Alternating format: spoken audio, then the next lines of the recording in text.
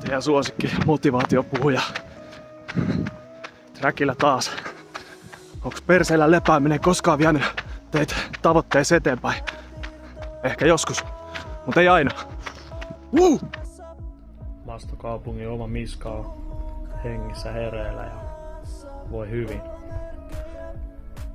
Tää on mun päivä.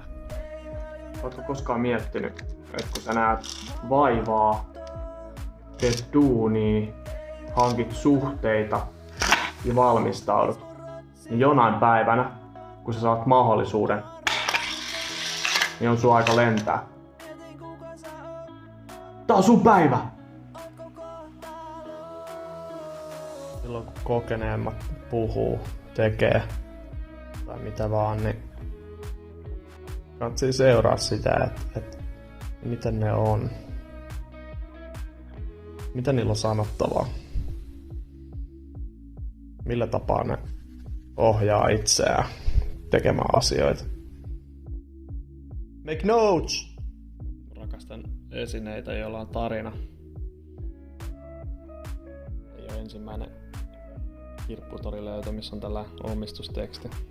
Sopii hyvin meidän mummola Koreen.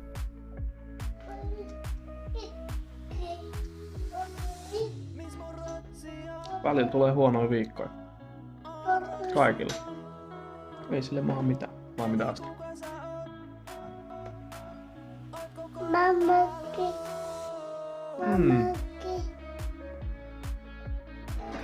Ei se mitään. Pala palaltahan tätä elämää rakennetaan. Vai mitä? Paloauto. Kaikkihan me kerran eksytään. Ehkä toisenkin. Mut silloin on tärkeää, että meillä on elämässä niitä teidän tulkkeja näyttämässä, että menet takaisin meidän reitille. Tästä voi seuraa jopa semmonen faustinen kokemus.